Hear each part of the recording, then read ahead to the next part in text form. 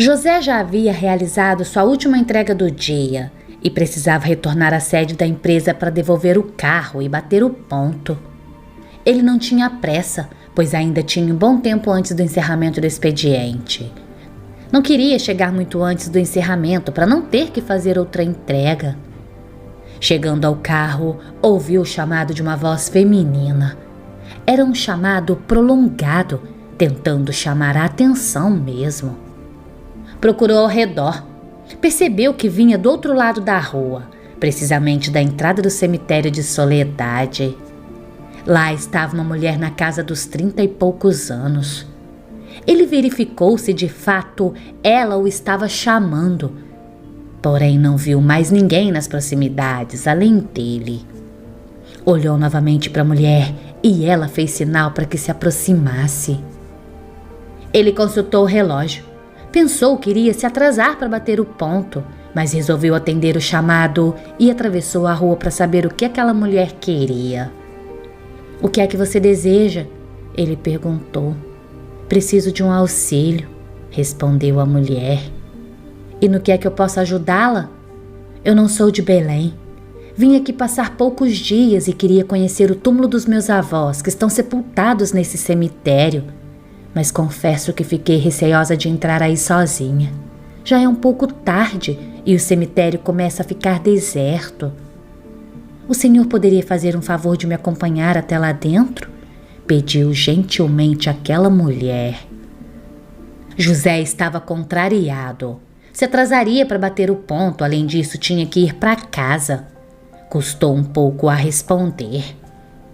Depois de refletir um pouco, pensou que se aquela mulher não fosse mesmo de Belém, não ficaria bem não ser hospitaleiro. Acabou então aceitando acompanhá-la. "Onde é que fica a sepultura dos seus avós?" perguntou ele finalmente. "Não sei onde fica, mas sei o nome deles. E se não for muito incômodo ao senhor, podemos procurar juntos." "Afinal, esse cemitério é muito grande, não é?" respondeu ela com um ar de súplica. Dessa forma, seguiram para a ala esquerda. Examinavam cada túmulo, procurando pelo nome dado como de seu avô. Naquela busca percorreram todo o cemitério. Em alguns túmulos demoravam até mais um pouco, como no do General Gurjão, o da Preta Domingas, do Menino Cícero, o da Raimundinha Picanço. A mulher perguntava para ele quem eram e José explicava que o primeiro havia sido herói da Guerra do Paraguai. "Os outros 3 são considerados milagrosos pelo povo", respondia José já impaciente. A mulher, no entanto, não parecia mais querer sair dali. Já estava arrependido em ter se mostrado cavalheiresco e hospitaleiro. Agora só pensava em voltar para casa. "Mas com que diabos?" pensava ele. "Acertou logo comigo, com tanta gente na cidade. Havia de ser eu passar ali naquele momento. Tomara que ela ache logo esse túmulo para eu ir embora." Finalmente a procura terminou. E mesmo com a demora não encontraram o túmulo dos avós da mulher. Satisfeito e pensando que já ia embora, José disse: "Parece que não é aqui, moça. Naturalmente lhe informaram mal. Deve ser lá no cemitério Santa Isabel. A senhora deve ir lá e procurar amanhã." Não me enganei. Talvez eles não estejam em túmulos, e sim numa urna funerária. Onde será que as guardam?" perguntou ela. "Francamente não sei", disse José demonstrando insatisfação. "Olha, talvez seja ali", disse a mulher apontando para a ala lateral à capela do cemitério. "Só mais um minuto, tá bem?" ela pediu. "Tudo bem, mas não posso me demorar mais. Meu expediente na repartição já terminou e eu devo bater o relógio do ponto." "É só um minutinho, por favor", implorava a mulher. Dirigiram-se então para a sala onde eram guardadas as urnas funerárias. Entraram. Já era a hora do crepúsculo e nada se via ali dentro. Mesmo assim, a mulher sempre chamava José para adentrar mais e mais, conduzindo-o para a parte dos fundos. O homem lentamente ia seguindo. Ela então parou numa determinada urna e disse para ele: "Parece que está aqui. Venha ver", disse a mulher. José agradecia intimamente a Deus. Aquela situação estava chegando ao fim. A busca da ossada de um defunto que jamais teria conhecido, nem tampouco ouvido falar. José, que já tinha 51 anos, nunca tinha se visto naquela situação. Quando estava próxima à urna, tentou ler o nome escrito na parte superior. A mulher se aproximou ainda mais, de uma forma que parecia colar-se ao corpo dele. Inesperadamente, ela começou a abraçá-lo e a palpar o seu corpo, ao mesmo tempo em que tentava beijá-lo. Surpreso com aquele comportamento e ainda mais sendo num lugar sacro e sepulcral, José não sabia o que pensar. Tenho 51 anos, por que logo comigo? Nem sou bonito, ele ficava pensando. A cabeça dele dava voltas enquanto era palpado por todas as partes do corpo, principalmente no sexo. Ao se recobrar, José rapidamente empurrou a mulher até com certa violência. Mas o que é isso? Respeite ao menos o lugar, falou ele estupefato. Saltou para trás, procurando imediatamente a porta. Ao alcançá-la, virou-se para olhar para a mulher antes de sair. Para surpresa dele, ela havia desaparecido. Apenas as urnas funerárias continuavam em seus lugares. O lugar estava completamente vazio. Um grito assustador saiu da garganta dele, ao mesmo tempo que procurava a porta da saída. Saiu correndo do lugar, de vezes em quando olhando para trás, porém era inútil, ninguém estava seguindo. A mulher havia mesmo desaparecido. Completamente trêmulo, José tomou a direção do carro, porém não conseguia controlar seus movimentos, dado o estado alterado após o susto de ter sido assediado por um fantasma. Teve que esperar que parasse de tremer para arrancar com o carro dali, imprimindo tal velocidade no veículo que chegou rapidamente ao local de trabalho. Os funcionários retardatários que ali estavam viram chegar um homem irreconhecível. Ele não tinha a costumeira serenidade, nem mesmo a voz calma de sempre. No dia seguinte, José não compareceu ao trabalho, nem nos demais dias. Dessa forma, os amigos da empresa foram atrás de notícias com a família e só então souberam. Já tinha 3 dias que ele estava internado no hospital, com febre alta e delirante, dizendo coisas muito estranhas. Estava falando que o fantasma de uma mulher o havia atacado sexualmente dentro do cemitério de Soledade.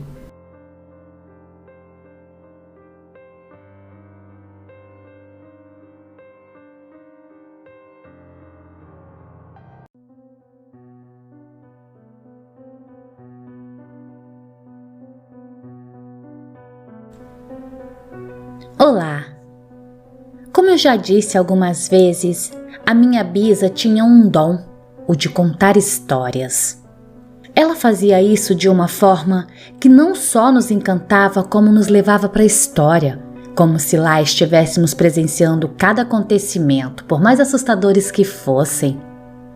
Foi com ela que eu aprendi a gostar de histórias sobrenaturais. Sim, ela só contava esse tipo de história para os bisnetos. Não condenem, por favor. Todas as vezes que eu envio uma história ao canal e ouço pela voz da narradora Luísa, é como se eu tivesse de frente para minha bisa Paula. Na voz dela, toda a história vira um conto lindo. Então vamos a mais uma.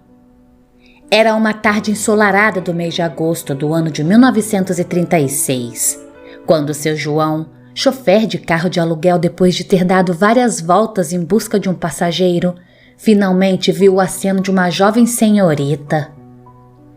Satisfeita em finalmente encontrar uma cliente, parou. A jovem carregava uma bolsa pendurada no antebraço. Tinha cuidado com o pequeno chapéu, adorno muito em moda naquela época, para que ele não caísse ao adentrar no carro. Tinha também um zelo com seu guarda-chuva, item essencial em sua cidade, já que mesmo aquela época do ano poderia se formar uma chuva de repente. Muito educada, A moça solicitou ao chofer que a levasse até a basílica e que lhe fizesse o obséquio de aguardá-la, pois faria uma oração e já retornaria para o carro. Desejava fazer um passeio pela cidade também. Aquele passeio era um presente tradicional dado pelo pai de Josefina, sempre no dia de seu aniversário, todos os anos. Josefina Conti era uma jovem de 16 anos, filha caçula de um imigrante italiano chamado Nicolau Conti, comerciante e proprietário de uma fábrica de sapatos em alta naquele tempo. A jovem saiu da igreja e pediu que o motorista desse uma volta pela cidade e indicasse a ela os lugares por onde deveria ir. Ao passar por esses pontos, o motorista observava o olhar da moça pelo retrovisor e podia ouvir suspiros de Josefina como se estivesse revendo lugares muito estimados. Será que era uma turista conhecendo a cidade? Se questionava o motorista intrigado. Josefina seguia, no entanto, tecendo comentários sobre as melhorias e mudança dos lugares por onde passavam. Tinha um ar saudoso e muitas vezes de surpresa. O motorista intrigado questionava-se se aquela moça por acaso estava morando em outra cidade. Depois de um longo passeio, a jovem pediu ao motorista que a deixasse num trecho pouco movimentado de uma avenida chamada José Bonifácio. O motorista estranhou. Perguntou para ela se achava seguro ficar lá, o que ela assegurou que sim. Lhe deu então um papel com o endereço para que ele fosse receber o valor do serviço prestado. De acordo com o que ela havia lhe dito, o passeio era um presente de aniversário de seu pai. A moça era muito educada. Parecia ser de boa família, pois vestia trajes de qualidade, perfume suave e tinha uma conduta delicada. O motorista então aceitou de bom grado ir receber na casa de seus pais, já que aquele passeio era um presente de aniversário. Na manhã seguinte, seu João resolveu logo ir na casa dos pais da jovem receber, antes de iniciar os trabalhos do dia. Ele encontrou o endereço facilmente, pois se localizava numa rua de fácil acesso de um bairro nobre ali da cidade. Tocou a campainha e uma senhora muito bem arrumada já àquela hora da manhã apareceu à porta. O motorista cumprimentou, falou do motivo de estar ali. A mulher intrigada perguntou para ele como é que era a tal moça, pois na casa haviam duas jovens. As meninas foram então questionadas sobre terem usado o serviço de carro de aluguel. Porém, as duas negaram. Quando a situação já estava ficando tensa, eis que o motorista avistou na parede a foto da jovem que ele havia transportado no dia anterior. A senhora, muito surpresa, disse que era a filha dela que havia falecido há 5 anos e que estava enterrada no cemitério Santa Isabel. O homem em choque não queria acreditar, mas recordava-se do local exato onde havia deixado a moça. Era na rua, 1 quarteirão antes do cemitério.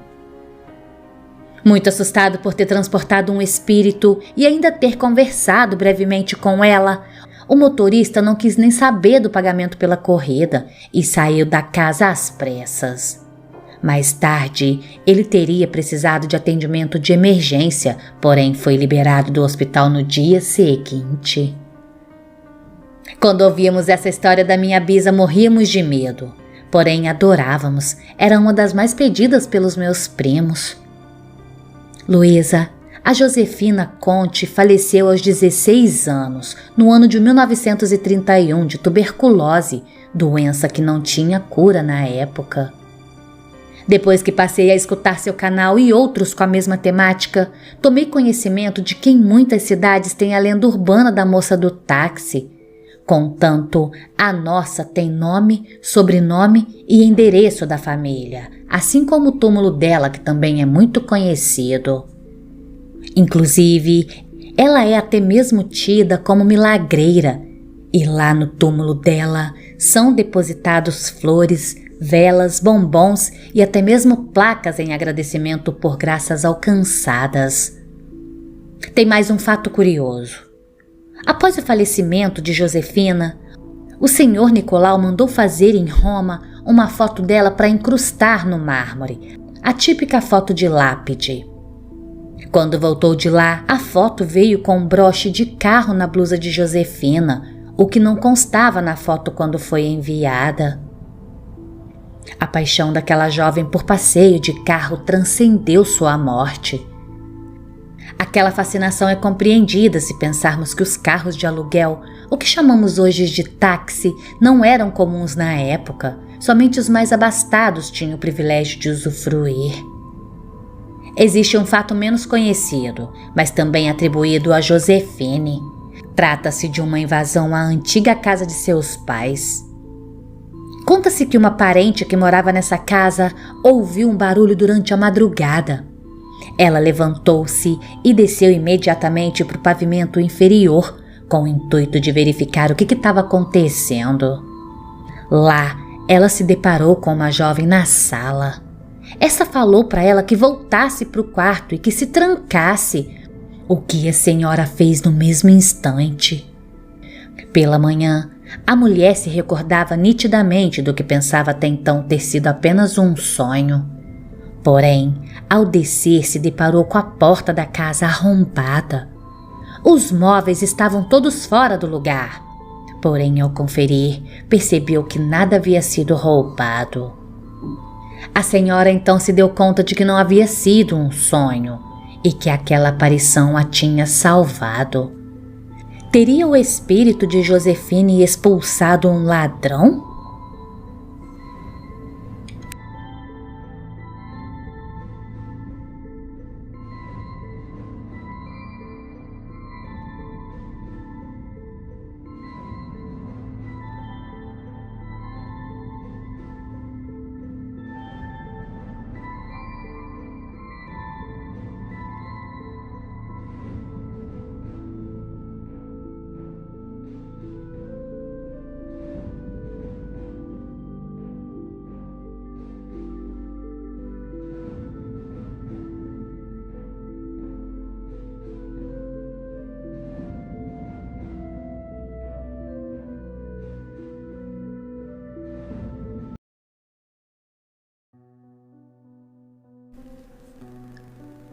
Boa noite, caros ouvintes. Boa noite, narradora. Meu nome é Maurício e tenho 39 anos. Recentemente acompanhei pela TV, num desses canais aí de documentários, um especial sobre presenças sobrenaturais em fotografias. Como o programa era estrangeiro, as evidências eram todas ocorridas nos Estados Unidos, onde a incidência desses estranhos fenômenos parece ser bem grande. Mas eu me lembro de já ter visto algo sobre casos similares aqui no Brasil. Fiz esse adendo antes de começar, porque a história que trago até vocês poderia ser encaixada nesse tipo de acontecimento. Foi no Réveillon de 1999. Minha família, incluindo tios e primos, sempre foi muito festeira. Nossas viagens de ano eram passadas em praias, chácaras alugadas, recantos no campo. Era uma forma que meus pais e tios arranjaram para manter a família unida, depois da trágica perda dos meus avós. Eles morreram num acidente que vitimou mais 4 pessoas numa viagem de retorno de uma excursão. Já estava praticamente tudo acertado para passarmos a virada na praia, quando um tio meu chamado Adalberto chegou em casa. Era um domingo à noite. Ele trouxe um folheto. Quando nos mostrou, vimos que era o folder principal de uma chácara chamada Flor de Maio, que ficava no município próximo, uma área aos pés da Serra do Mar. O lugar era muito bonito. Tinha uma casa grande, piscina, campo de futebol nos fundos. Segundo meu tio, era uma casa de família até uns anos atrás, porém agora fora reformada e adaptada para receber hóspedes. Me lembro de meu pai dizer: "Minha nossa, o lugar é muito bonito, mas já está em cima da hora, com certeza alguém já alugou." Meu tio, mais que depressa, respondeu: "Como eu sabia que vocês iam gostar, me adiantei e passei um cheque calção para reservar, é só fazer as malas." Meu pai concordou. Os outros tios foram também comunicados e logo concordaram. Na data prevista, rumamos para o lugar. Seria a primeira vez que ficaríamos num lugar privativo como aquele. Geralmente, quando íamos para as chácaras, haviam outras famílias por perto. Nada contra isso. Festeiros como éramos, quanto mais gente, mais diversão. Só que dessa vez seríamos só nós. O combinado foi que chegaríamos no dia 29, perto do meio-dia, e só regressaríamos no dia 1º, saindo de lá pela manhã.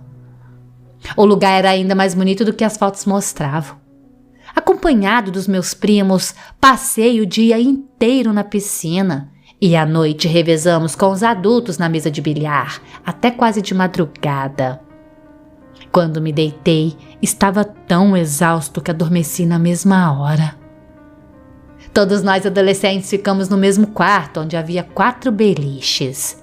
No dia seguinte, ao me sentar para tomar o café da manhã, ouvi minha mãe e tias comentando. Quase não consegui dormir com aqueles barulhos no corredor. Verdade, eu ouvi também. Parecia que alguém estava andando pelo corredor arrastando os pés. Cheguei até a levantar para ir ver, mas não tinha nada. Eu não dei muita bola para aquela conversa delas. Logo já estava do lado de fora, correndo e me divertindo. No meio da brincadeira, meu primo Marcelo falou. Aquele quarto em que nos deixaram é muito frio, eu quase não dormi. Já eu nada poderia dizer. Como mencionei, dormi a noite toda. Uma prima minha que tinha 6 anos, chamada Jéssica, insistia em dizer que havia um cachorro andando por ali. Só que fora ela ninguém tinha visto vira-latas. Por fim, à noite nos sentamos para jantar e meu tio Ricardo, como de costume, pediu para que todo mundo sorrisse para uma foto. Mais tarde, enquanto estávamos na varanda, ele tirou mais 2 retratos. Durante o dia, também ficava fazendo fotos da paisagem. No dia da virada, ele fez muitas fotos da família. Tirou da paisagem, dos fogos de artifício que soltamos. Cerca de 1 semana e meia após voltarmos para casa, nos reunimos na casa de tio Ricardo, porque ele fez questão que todos fôssemos à casa dele, pois, segundo ele, ficaríamos surpresos com as fotos. Realmente nós ficamos, Luísa. Ele dispôs as fotografias reveladas sobre uma mesa, pouco após o almoço. Naquela em que estávamos na mesa do jantar, era nítida a imagem de um velho. Ele estava parado junto à porta, como se aguardasse para entrar. Os cabelos dele eram brancos, os olhos escuros com parte do corpo atrás da madeira. Em outra foto tirada na varanda, minha tia Célia parecia segurando um copo e caminhando na direção da câmera. No ombro dela era possível ver uma mão branca de dedos longos e finos. Em outra, tirada de noite lá da paisagem, se pôde ver a figura de uma mulher. Ela estava vestida de branco e parada no gramado ao lado da casa. Em todas as fotos aparecem orbes e esferas no ar. Realmente ficamos estupefatos com aquela imagem. Não sabíamos o que dizer. Minha tia chegou até mesmo a mostrar essas fotos num programa de TV local que abordava o tema sobrenatural. Diante daquelas circunstâncias, eu sempre me pego pensando o passado daquele lugar. O que será que aconteceu ali? Que segredos guardariam aquelas paredes? Infelizmente, meus tios se divorciaram e as fotos acabaram se perdendo quando minha tia mudou-se para São Paulo. Seria muito interessante tê-las para lhe enviar. Elas eram provas contundentes de que nem tudo é o que parece.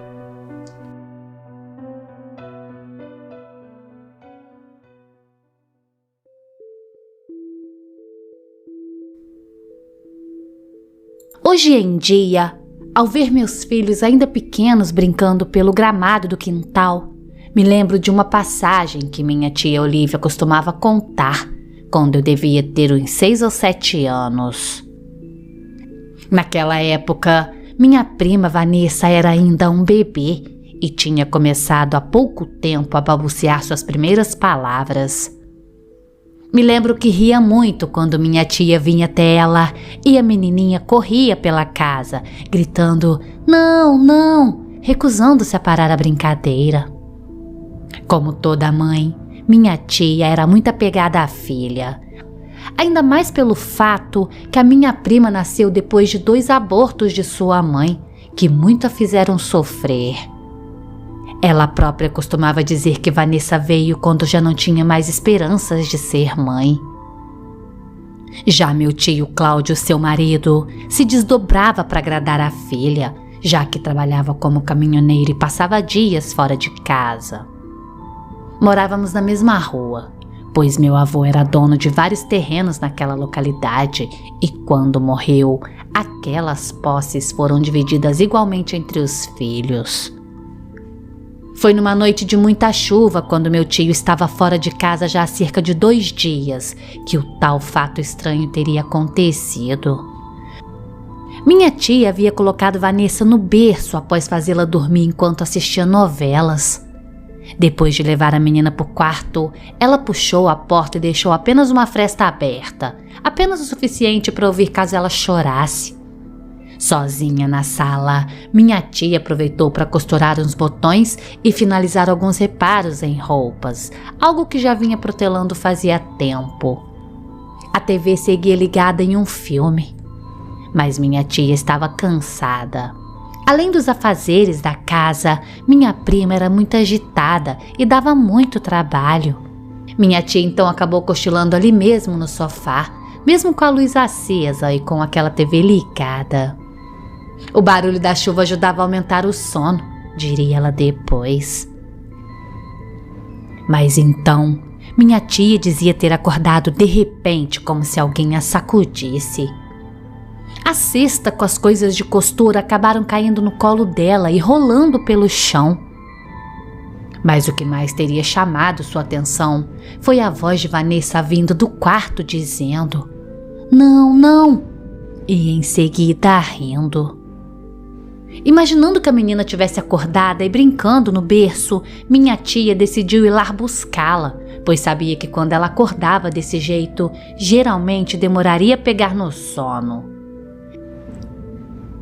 Mas ao se aproximar-se da porta do quarto, minha tia jurava ter ouvido uma outra voz, também infantil. Ela sussurrava dizendo "eu te pego, eu te pego". Vanessa animada respondia "não, não".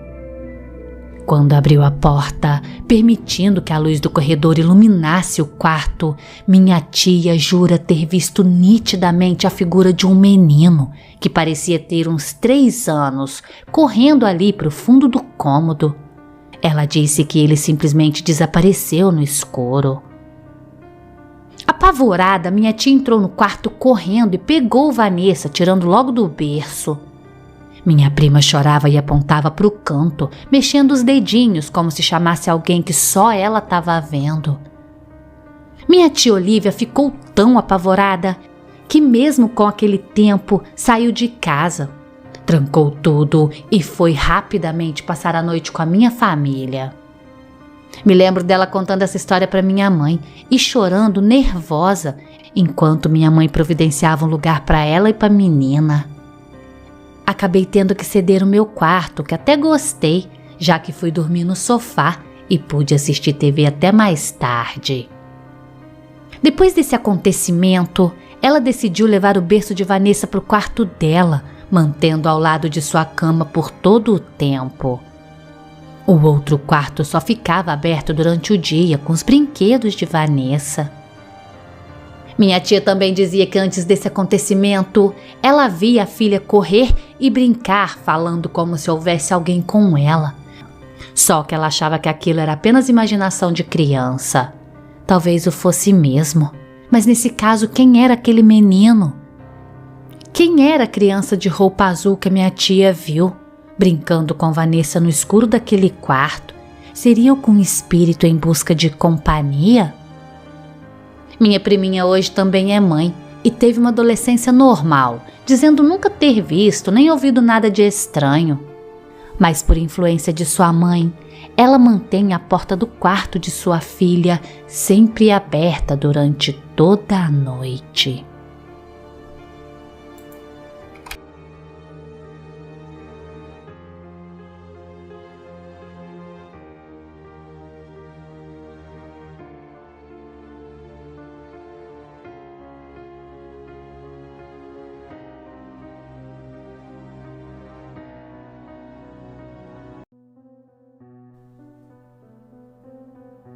Por mais natural que sejam, as pessoas ainda carregam em si um certo estigma com relação à morte.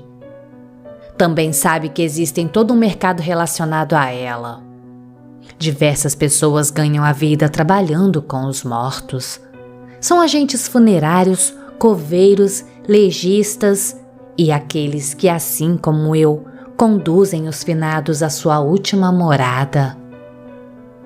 Fui motorista de um carro fúnebre, ou rabecão, como as pessoas costumam dizer popularmente. Me aposentei na função, mas sou da época das caravans, não cheguei a conduzir vans ou peruas.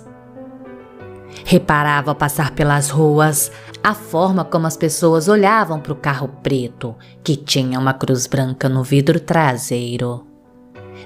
Elas desviavam sempre os olhos, ou então arregalavam com curiosidade. Outras tantas faziam até mesmo o sinal da cruz.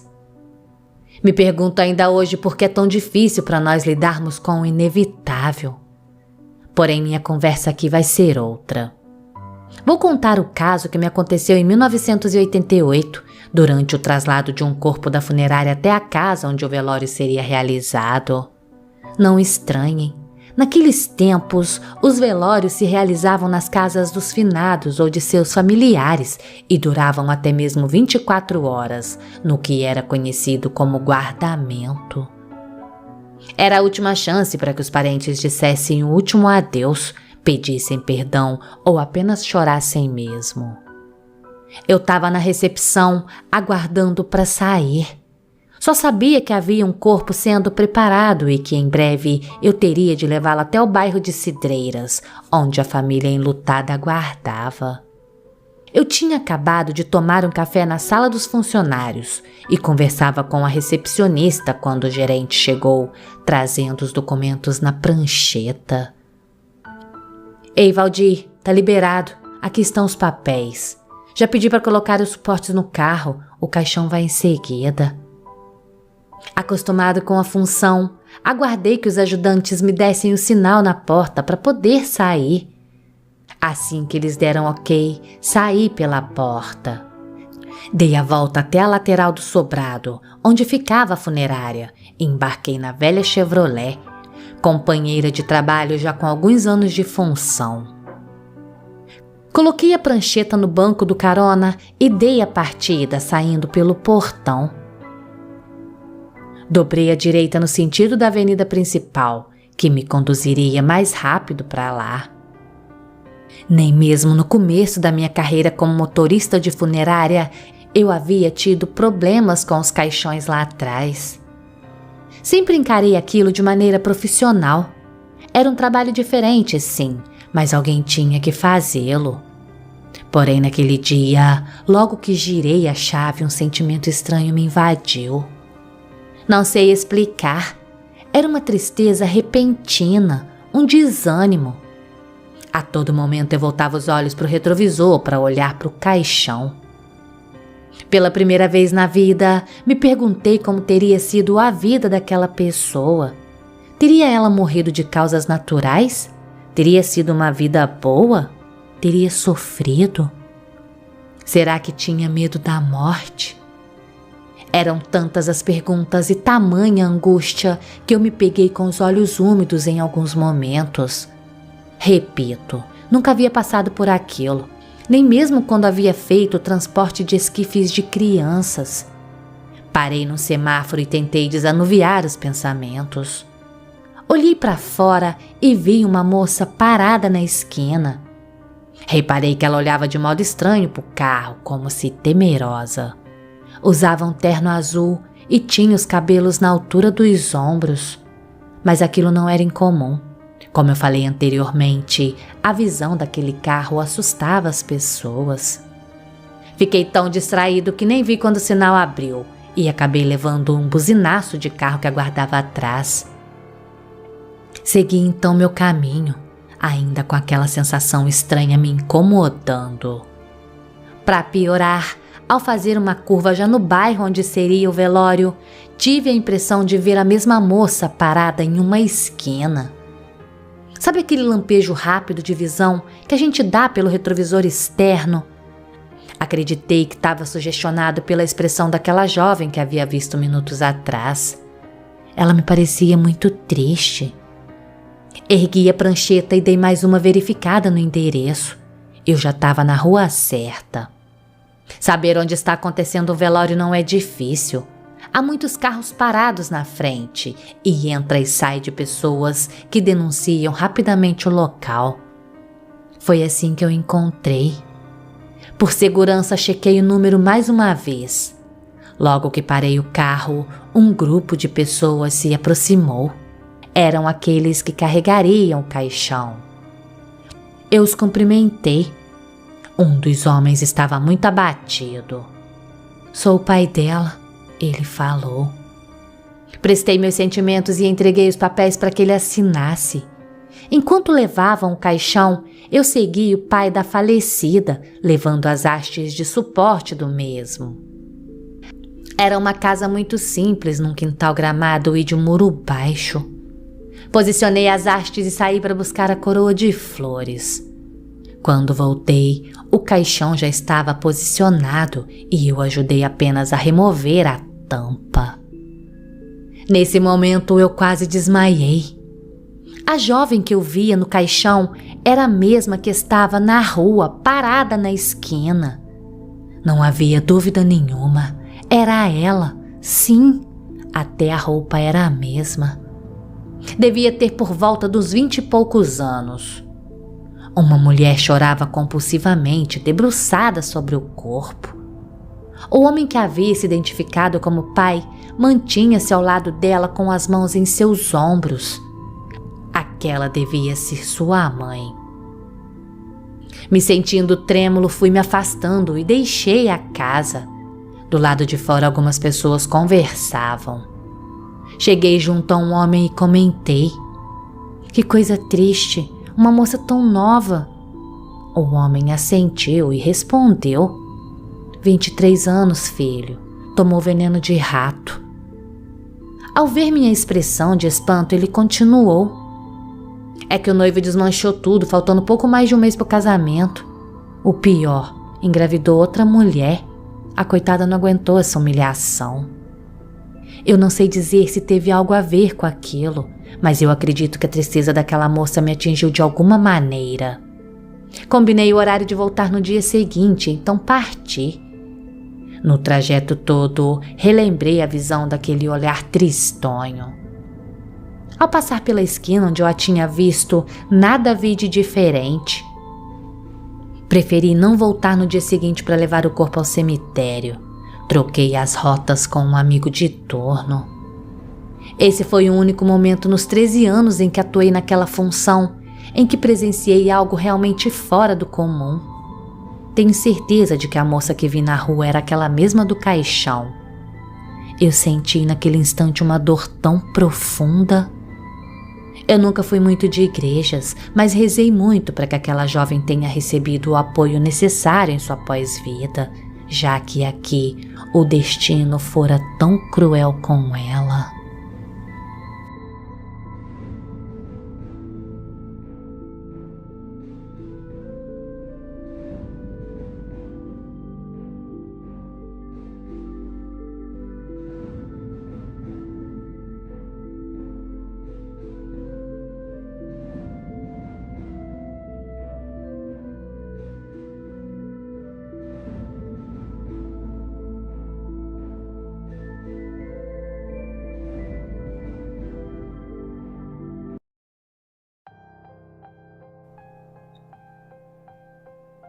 Me lembro que quando isso aconteceu, nós estávamos em pleno inverno em uma das noites mais frias que eu, com meus 13 anos naquela época, já tinha visto. Morávamos em um bairro chamado Maria Ângela, cortado em vertical pela linha do trem que descia sentido litoral. Às vezes, em meio à madrugada, éramos arrancados do sono pelo barulho dos vagões sobre os trilhos com suas toneladas de ferro em movimento. Aquilo transportava mantimentos e materiais de construção rumo às cidades litorâneas. Com o tempo nos acostumamos e já nem ligávamos. Como não poderia deixar de ser, muitas eram as histórias contadas sobre eventos estranhos e inexplicáveis que aconteciam às margens da ferrovia. Falavam sobre um vulto escuro que era visto pelos maquinistas parado em uma curva, observando a passagem do trem nas noites e madrugadas. Contavam das vezes em que viram uma mulher ao longe parada em meio dos trilhos, iluminada pelo farol da locomotiva. Diziam que ela ficava acenando com os braços. Quando freou e desembarcou, o maquinista não viu sequer sinal da mulher, mas encontrou um carro atravessado na linha, alguns metros à frente, onde havia um casal. Lá dentro estava um rapaz e a noiva.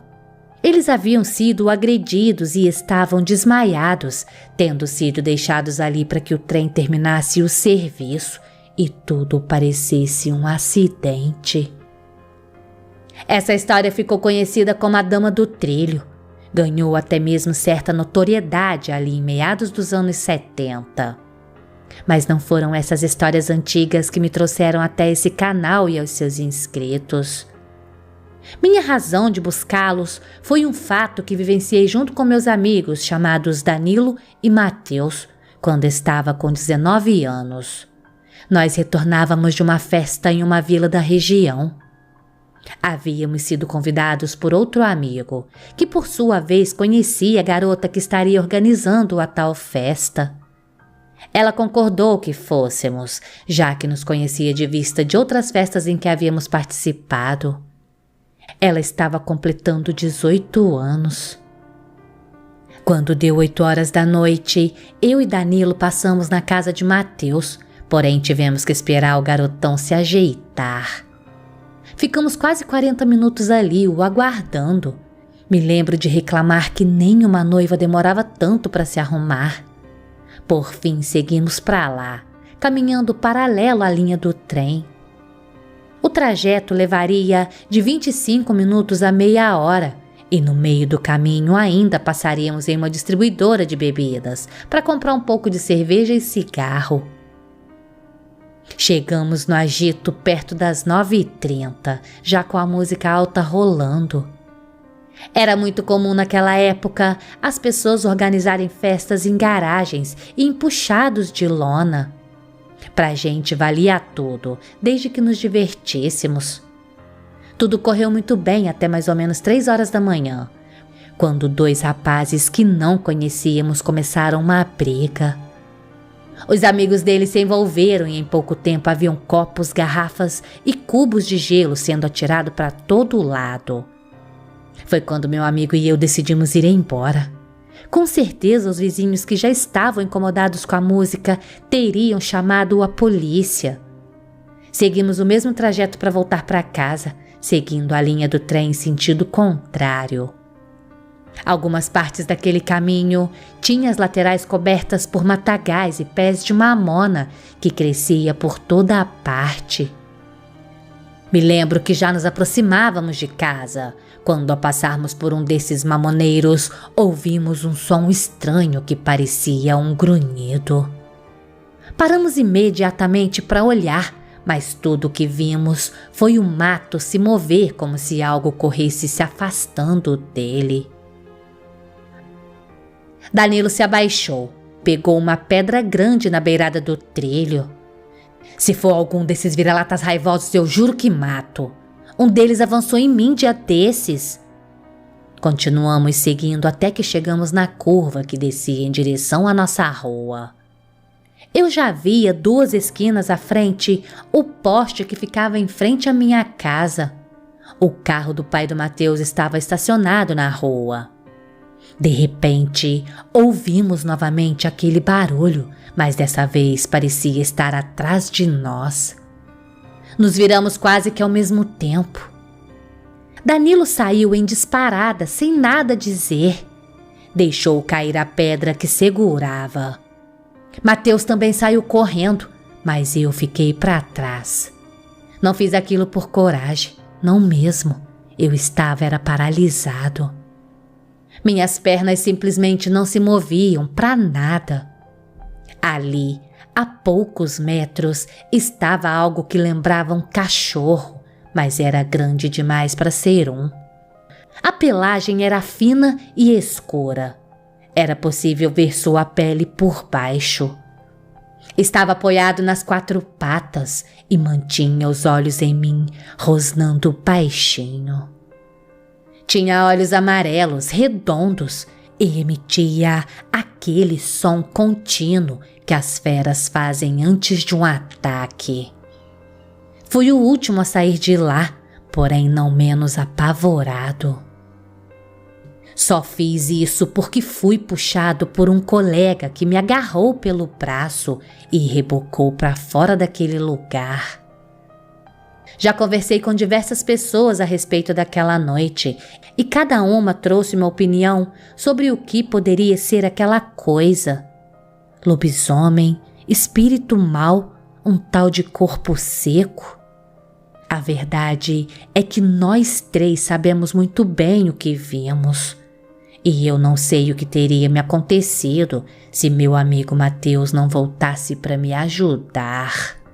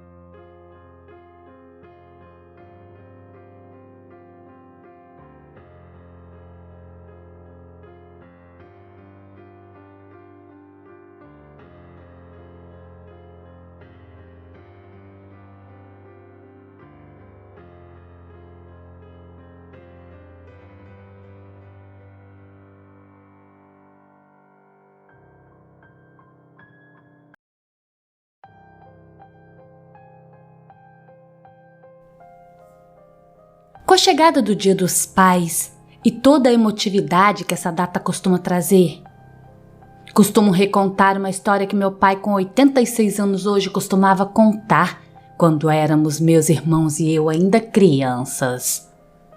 Meu pai nasceu e cresceu no interior, tendo se mudado para a cidade apenas aos 18 anos para cumprir o serviço militar obrigatório.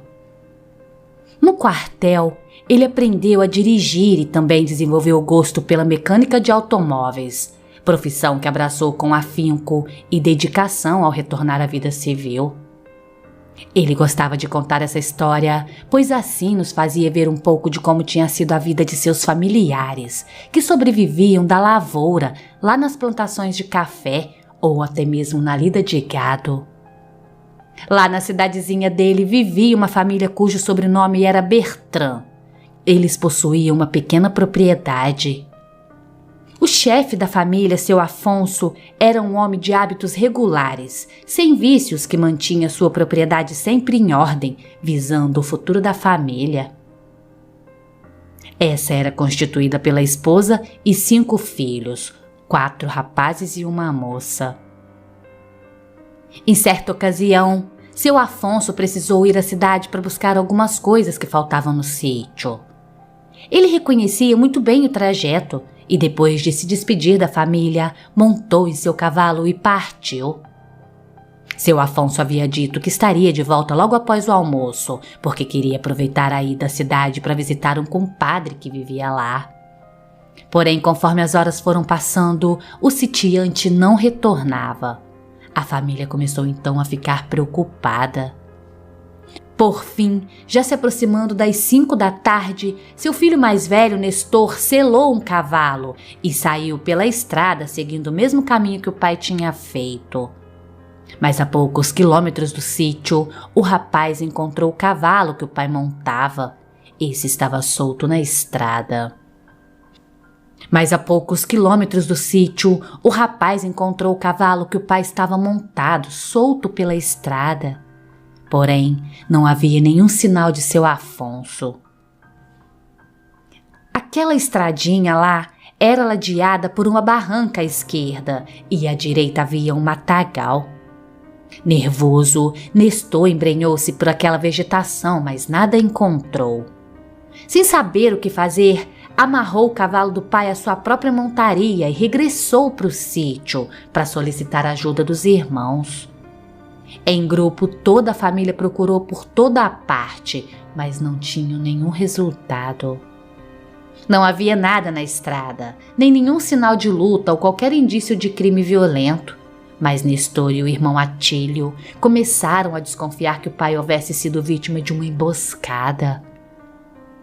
Há menos de um ano atrás, os Bertrand haviam se envolvido numa confusão com um homem que se chamava Virgílio, que vivia com o filho em um sítio nas imediações. O homem os teria acusado de roubar um cavalo que, segundo ele, tinha escapado de suas terras. O fato é que aquele animal nunca foi encontrado, e o vizinho passou a fazer até mesmo ameaças de morte a seu Afonso, diante de toda a família. Para os rapazes não haviam dúvida. Virgílio era o responsável pelo desaparecimento do pai. Mesmo sob os protestos da mãe, que os fez jurar que não fariam nada, os rapazes traçaram um plano. Em segredo, Nestor e Atílio planejaram atacar o vizinho e matá-lo junto do filho. Dona Irma, a esposa de seu Afonso, conhecia os filhos e sabiam que eles tinham alguma coisa em mente. A angústia que sentia pelo sumiço do pai só era equiparada ao ódio pelo desafeto e desejo de vingança, que ela sabia muito bem que acabaria por destruir as duas famílias. Desesperada, a mulher orava e pedia para que Deus não permitisse que os filhos manchassem as consciências com sangue. Sozinhos, 2 rapazes planejaram uma tocaia para a sexta-feira seguinte, que seria às 8 horas da noite. Sabiam que naqueles dias o vizinho tinha por hábito visitar uma filha e retornar para casa naquele horário. Decididos, saíram às escondidas e subiram o barranco onde ficariam aguardando. Depois de um curto tempo de espera, ouviram-o trotar na estrada e quando olharam viram que era um Virgílio montado em sua mula. Rapidamente engatilharam os rifles, prontos para usá-los. Porém, no exato momento em que iam disparar, ouviram uma voz atrás de si dizendo: "Parem, não façam isso!" Eles reconheceram a voz no mesmo instante. Viraram-se e se viram diante do pai. Ele usava a mesma roupa e estava envolto numa aura amarelada. "Este homem é inocente. Fui picado por uma cascavel que assustou o cavalo. Eu caí. Tomado de desespero, me embrenhei na mata e acabei caindo numa grota. Vão, procurem um pé de ameixas. Lá vocês me encontrarão." Quando a visão do pai desapareceu, o vizinho já havia passado em segurança. Nestor e Atílio voltaram para casa, mas decidiram averiguar o que aquela aparição havia dito. Nada disseram à mãe. No dia seguinte, voltaram ao lugar onde o cavalo de seu Afonso fora encontrado e adentraram a mata, em busca do tal pé de ameixas. Eles então o encontraram. Ao lado do pé, quase encoberta pelo mato, uma grota ocultava o corpo de Afonso, já mostrando sinais de putrefação. Os rapazes removeram o corpo e providenciaram o sepultamento. Quando a mãe ficou sabendo do ocorrido, agradeceu em orações a alma do marido, que se manifestou para impedir que os filhos praticassem um crime que para sempre os condenaria.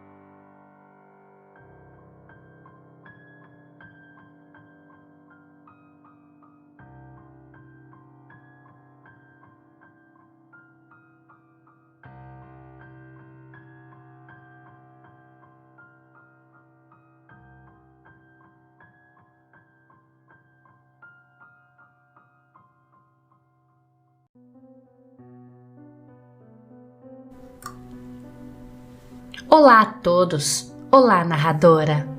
Bisa Paula tá de volta com mais uma de suas histórias. Luísa, aqui para nossas bandas muito se fala do mês de agosto, pois segundo o que contam, nesse mês acontecem muitas coisas ruins. Dizem até mesmo que agosto é o mês do desgosto. Não sei se essas crendices existem no resto do país, mas a verdade é que a nossa região é mesmo cheia de misticismo. Minha bisa contava muitas histórias estranhas que aconteciam esse mês, inclusive algumas desgraças da própria família, acontecidas em agosto. Bom, depois de fazer esses esclarecimentos, vamos a mais uma de suas histórias que teria acontecido no mês de agosto. Dizia ela que um rapaz chamado Pedro caminhava lentamente pelas ruas pensando nos acontecimentos nada agradáveis daquele dia. Além de ter perdido o emprego, depois de uma violenta discussão com o patrão dele, havia também terminado o namoro com Letícia. Não era, pois, sem motivo que ele estava arrasado. Estava mergulhado na mais profunda melancolia, deprimido mesmo. No estado mórbido, não conseguia afastar do pensamento as palavras ásperas trocadas com o ex-patrão. Pode fazer suas contas.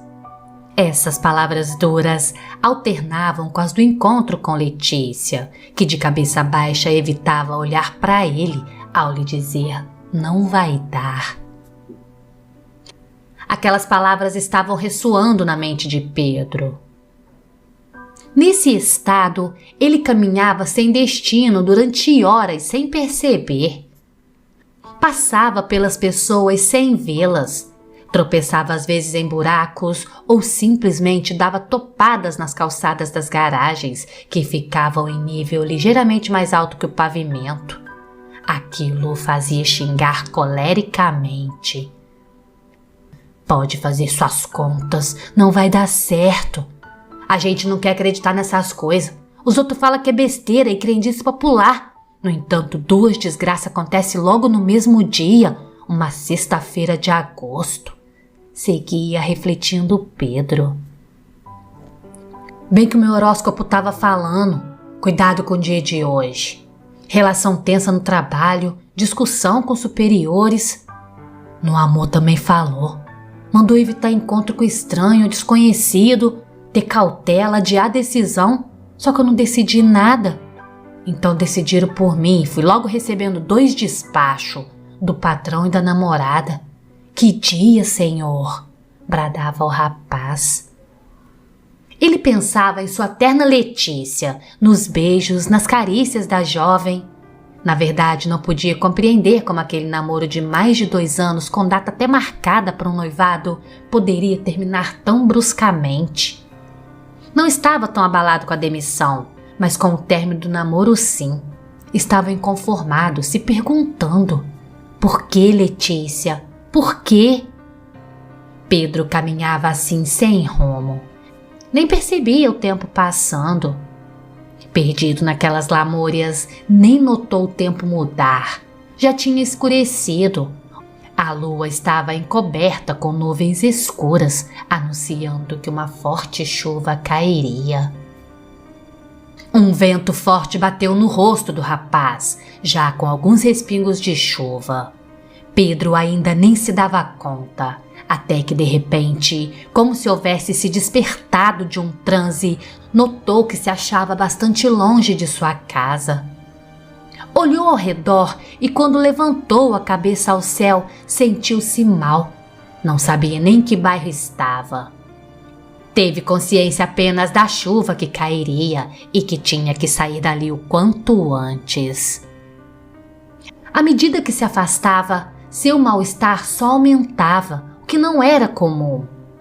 Um frio lhe percorria o corpo, porém não era pela chuva, pois aquela época do ano eram apenas chuvas de verão. Ele sentia algo indescritível, que fazia todos os pelos do corpo se arrepiarem. Pedro sorriu amargamente. Quando colocou as mãos no bolso para tentar se aquecer, sentiu seus dedos tocarem nas alianças que havia levado para Letícia experimentar. Mas ela sequer lhe dera oportunidade de tirá-las para mostrar-lhe. Relâmpagos riscaram o céu, seguido de ensurdecedores trovões. Quando faíscas elétricas apareciam de relance, Pedro vê as árvores e a vegetação das casas vizinhas, que faziam com que seu mal-estar aumentasse. Era uma sensação de medo que ele não entendia. Acelerou os passos. Foi então que de repente sentiu-se observado. Parou e olhou para todos os lados e não viu ninguém. Decididamente hoje não é meu dia, pensava ele. Repentinamente, como se saísse do nada, ele ouviu uma voz feminina. Boa noite, senhor. Sobressaltado, Pedro virou-se imediatamente para onde havia olhado e não tinha visto nada. Porém agora lá havia uma jovem. Boa noite, disse ele gaguejando pelo susto. Você me parece triste, assustado. No entanto, não creio que um rapaz como você tenha medo de uma moça, disse a jovem estranha com uma voz suave. Não é medo não. Apenas olhei para lá agora mesmo e não vi ninguém. Agora eu vejo você. Eu só tô surpreso, disse ele muito sem graça. Eu já tenho observado há algum tempo. Você não me viu porque eu estava atrás daquela árvore. Raios seguidos de trovões continuavam e a chuva começou a engrossar. Pedro não estava interessado naquela conversa, porém a moça o envolveu de tal maneira que ele não sabia como se desvencilhar. Ela então o convidou para que ele fosse à casa dela para esperar a chuva passar, pois morava logo ali perto.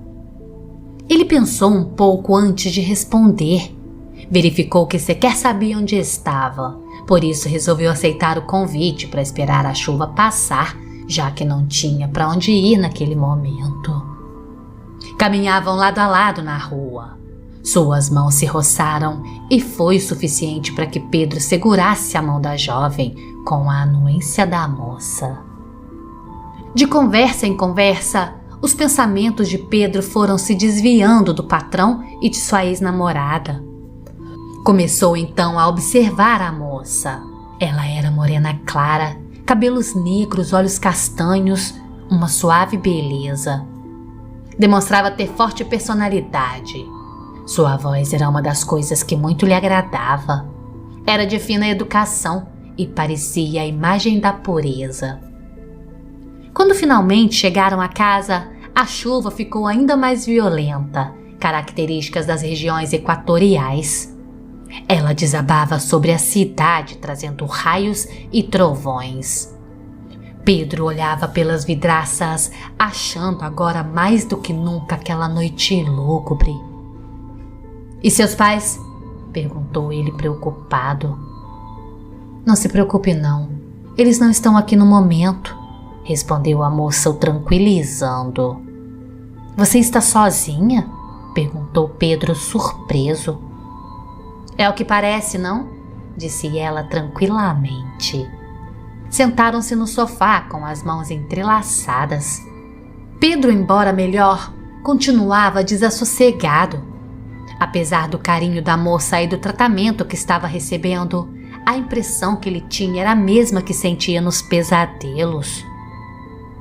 O temporal agora estava mais violento ainda. Haviam lufadas de vento que traziam grossas gotas de chuva contra as vidraças. Provocado pela moça, Pedro contou suas desventuras daquele dia fatídico. A mulher, bastante serena, o acalentava, o encorajando a deixar para lá o rompimento, lembrando a ele que Letícia não era a única mulher na face da terra, assim como o emprego que perdera. Deus escreve certo por linhas tortas. Naturalmente você vai encontrar uma nova namorada e empregos muito melhores, dizia a jovem. E você? Perguntou Pedro. Já teve alguma decepção amorosa assim? Eu? Ora, sequer soube o que foi amar, disse a jovem tristonha. Como é que é? Não soube? Perguntou ele surpreso. Quer dizer, não sei ainda o que é isso, disse a moça desconcertada. O tempo verbal empregado por aquela moça, que àquela altura Pedro já sabia se chamar Maria de Oliveira, fez com que o mal-estar dele aumentasse. Sentia agora como se ela fosse um imã destes empregados em brinquedos de criança, que ora o atraem, ora o repelem. Ao mesmo tempo que sentia-se atraído por ela, pensava que deveria afastar-se dali, embora não tivesse nada aparentemente para isso. Afinal, Maria era uma moça tão meiga. Seus pensamentos estavam confusos. Aquela meiguice fez com que Pedro aceitasse o convite dela para dormir. Cerca de 23h30. Ao ir para o quarto da jovem, a chuva aumentou ainda mais e a força parecia verdadeiramente uma tempestade. Os trovões atrás de trovões faziam Pedro estremecer. Deitaram-se juntos então. A proximidade dos corpos deles fez com que se entrelaçassem. Mesmo com toda a inquietação que sentia, Pedro teve desejos por ela. Ao final daquele momento de intimidade, a moça comentou: agora posso finalmente dizer que amei. Como é que é? Você era virgem? Perguntou Pedro surpreso. Disse bem. Eu era, agora não sou mais, falou a mulher com um ar de riso. Maria parecia ser a mulher mais feliz do mundo. Pedro estava atônito. Os acontecimentos daquela sexta-feira culminaram de uma maneira inesperada. Lembrou-se das alianças que tinha no bolso e as tirou. Olhe, quero que aceite como nosso noivado. Casaremos assim que eu conseguir um novo emprego, disse ele apressadamente. Afinal de contas, era cavalheiro e não poderia deixar de propor compromisso após o que acabara de ouvir da moça e de tudo o que acontecera. Maria sorriu. Colocou a aliança no anelar direito e tirou o pequeno anel. Depois deu ao rapaz. Guarde como lembrança minha. É para não se esquecer de mim, disse a jovem. O rapaz colocou o anel no dedo mínimo. Maria o beijou.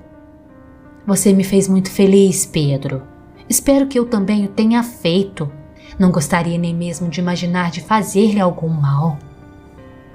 Mesmo estranhando aquelas palavras de Maria, Pedro lhe respondeu ao beijo. Em seguida, trocaram juras de amor e dormiram abraçados.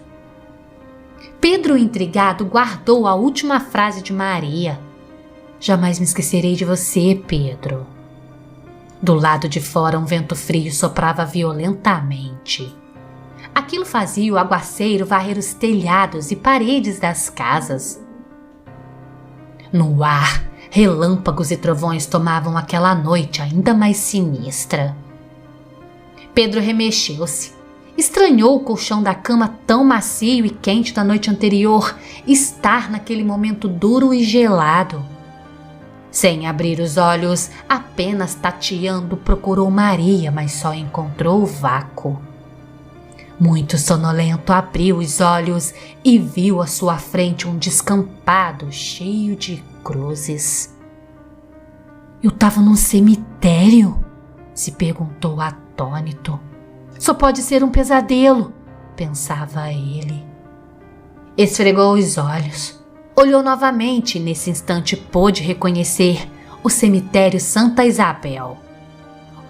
Horrorizado e cheio de pavor, finalmente viu onde é que estava. Em cima de uma sepultura. Olhou imediatamente para a cruz que estava ali.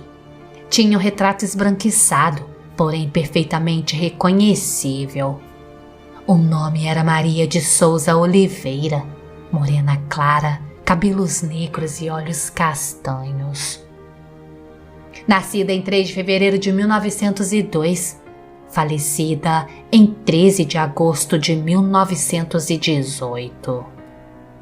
Sem conseguir pensar, viu que na parte de baixo da cruz estava a aliança que lhe dera como sendo de noivado. No dedo mínimo dele estava o anel que ela o havia presenteado. Às 6 horas da manhã daquele sábado, todos que estavam nas cercanias do cemitério puderam ouvir um grito assustador. Era de Pedro, que corria desesperado pelo cemitério.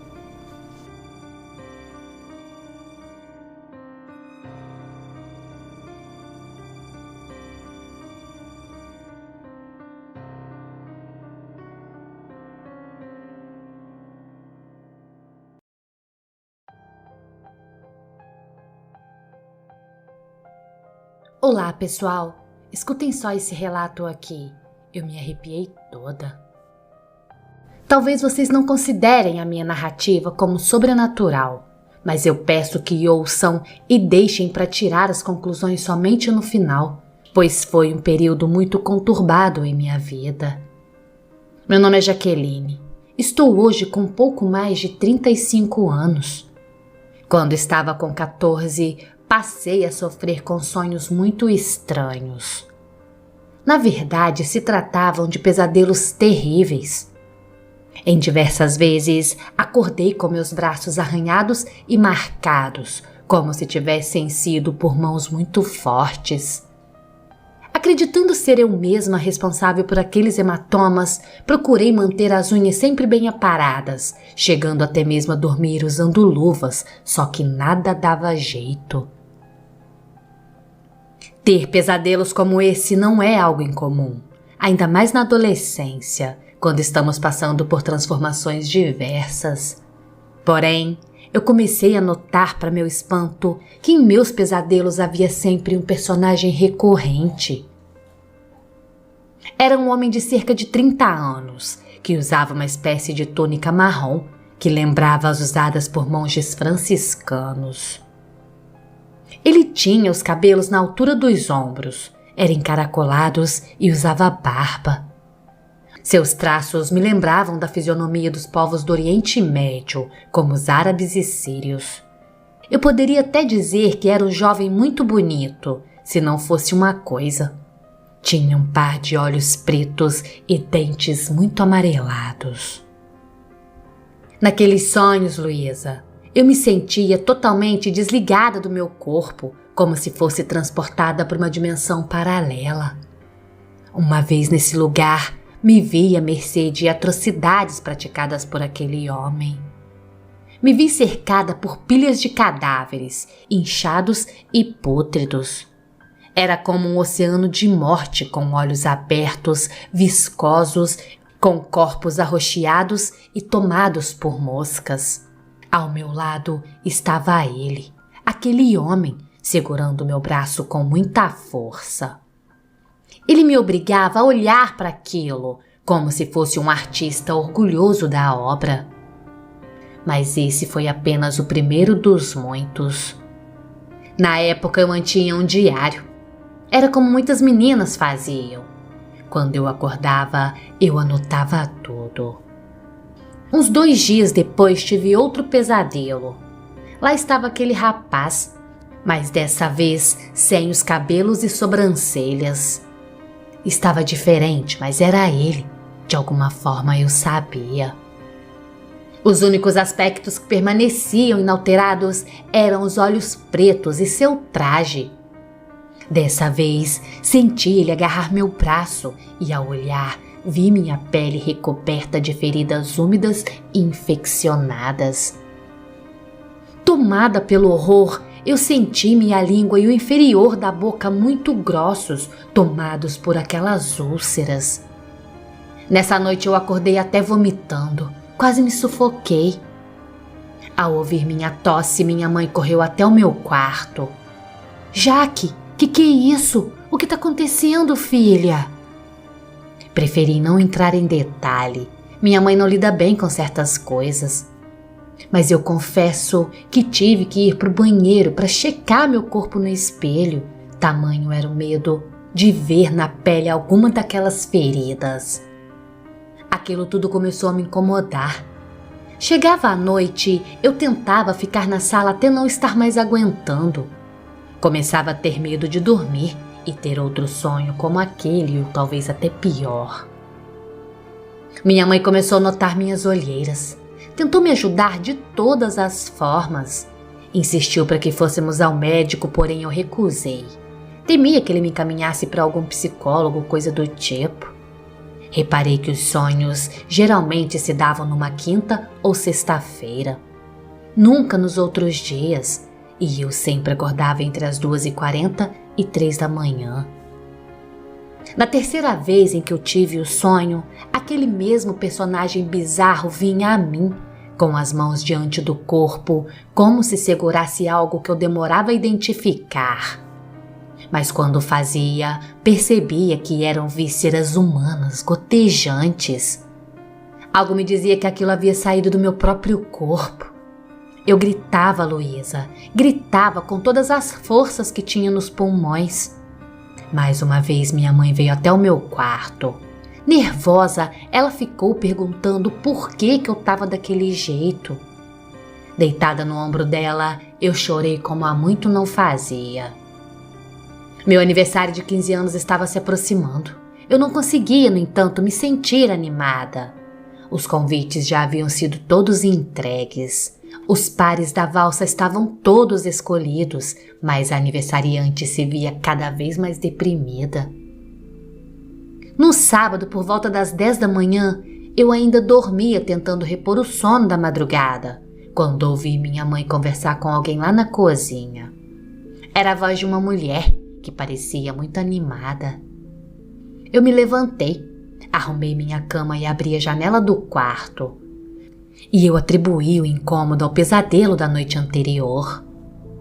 Depois de me trocar e lavar o rosto, segui até a cozinha, onde encontrei minha mãe, conversando com uma mulher de uns 30 e poucos anos. Ela era loira e bem bonita. Filha, essa aqui é Selma, minha amiga da escola. Eu não a via há anos. Nos encontramos por acaso esses dias, lá no centro da cidade. A moça se levantou e veio até mim. Prazer em te conhecer, Jaqueline. Tudo bem com você? Quando eu segurei a mão dela para cumprimentar, senti uma leve dormência, algo que passou muito rápido. Reparei que ela também pareceu sentir algo diferente. Me sentei então para tomar meu café e as duas continuaram conversando. Lá pelas tantas, minha mãe deixou a cozinha e foi atender o telefone no quarto. Para minha total surpresa, aquela mulher me disse: Jaqueline, me desculpe por me meter, mas tem algo te incomodando, não tem? Eu pensei em bancar a indiferente, Luísa. Dizer que não sabia do que ela estava falando, só que eu não consegui. Assim que ela falou aquilo, eu já comecei a chorar. A dor estranha no meu estômago recomeçou. Eu senti assim que você me cumprimentou, disse ela. Você pode me dizer o que é? Eu não queria falar. Afinal, mal conhecia aquela mulher, porém ao mesmo tempo precisava colocar aquilo para fora. Falei então dos meus sonhos, das marcas nos braços, dos cheiros que eu sempre sentia ao acordar. Também falei sobre aquele homem estranho que parecia ter prazer em me torturar com aquelas visões medonhas. A mulher ouviu tudo, não interrompeu. Quando percebeu que eu havia terminado, falou: Olha, eu tentarei te ajudar, ok? Às vezes, durante o sono, nosso espírito se desprende do corpo e vaga pelo etéreo. Lá, ele pode sim ser vítima de espíritos obsessores, como esse que por algum motivo tá te perseguindo. Luísa, eu não entendia nada do que aquela mulher estava falando, mas eu guardei cada palavra. Se você concordar, eu gostaria de levar o seu nome até meu grupo de apoio. Todo sábado nós nos reunimos em oração para enviar vibrações de energia e de cura para aqueles que necessitam. Você me permite ajudar? Eu não tinha nada a perder mesmo, Luísa. Corri até a caderneta que minha mãe mantinha na parede, ao lado do calendário, e escrevi meu nome completo. A pedido dela também entreguei uma foto minha tirada na escola. Disfarçamos muito bem quando minha mãe estava voltando. Selma saiu de nossa casa perto das 3 horas da tarde. Fiquei mais calma depois de conversar com aquela mulher, mas nessa mesma noite eu tive outro pesadelo. Fui me deitar após 1 da manhã. Sonhei que estava andando descalça por um terreno pedregoso que me machucava os pés. Ao olhar para minhas mãos, percebi que elas estavam completamente sujas de lama. A alguns metros de mim havia uma casa antiga e deteriorada. Quando cheguei lá e entrei, ouvi um choro de bebê e reparei que havia um berço no meio do cômodo. Me aproximei, olhei lá dentro, mas o que havia não era uma criança, e sim um amontoado de cobras. Elas ficavam se contorcendo, enrolando-se uma nas outras. Quando me afastei, assustada, lá estava ele com seu sorriso perverso. O mesmo rapaz de olhos negros. Consegui acordar dessa vez sem soltar um grito, porém meu coração batia descompassadamente, fazendo até doer o meu peito. Aquele dia amanheci acordada. Comecei a notar em meu corpo as consequências. Andava abatida, com olheiras escuras. Como não me alimentava direito, perdi peso e na escola cochilava sobre a carteira. Minha mãe continuava insistindo para que eu acompanhasse ao médico, mas eu me recusava e chegamos mesmo até a discutir. Assim a semana foi passando. Na quinta-feira, eu não resisti ao cansaço e acabei adormecendo no sofá mesmo enquanto assistia a um filme. O sonho dessa vez se passava numa encosta de um precipício enorme. Eu me esforçava para não olhar para baixo. O mesmo homem surgia rosnando e me olhando de longe, porém ele não se aproximava de mim. Estava com os dentes trincados, furioso. Ora ele cuspia, ora rosnava. Mas era como se não pudesse se aproximar. Só então eu reparei o círculo de luz ao redor da minha cabeça. Parecia que uma lanterna estava acesa e posicionada diretamente sobre mim. Naquele instante eu me sentia segura. Mas o homem de olhos pretos avançou e nessa hora eu voltei a ter medo. Porém, ele estacou, não conseguia se mexer. Vi então que havia uma criança em pé diante dele. Era uma menina, de cabelo loiro que parecia ter uns 4 anos mais ou menos. Uma luz também irradiava daquela criança, porém era muito mais forte. Nesse instante eu acordei. Não tinha medo nem dor, apenas uma leve euforia.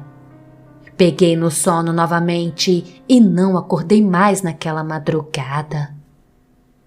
Quando amanheceu, Luísa, eu já me sentia muito melhor. Minha mãe veio falar comigo antes que eu fosse para a aula e então me pediu: Jaque, você se importa se eu convidasse a Selma para o seu aniversário? Eu concordei no mesmo instante. Desde que meu pai morrera por cirrose, minha mãe não tinha muitos amigos, já faziam 6 anos. Ela não tinha ninguém, na verdade, além de mim. Eu ainda tive um outro pesadelo, só que dessa vez o homem de olhos negros não apareceu. Era apenas um vulto escuro que parecia uma fumaça. Mas mesmo assim eu sentia que aquela visão Ainda era ele, só que em outra forma.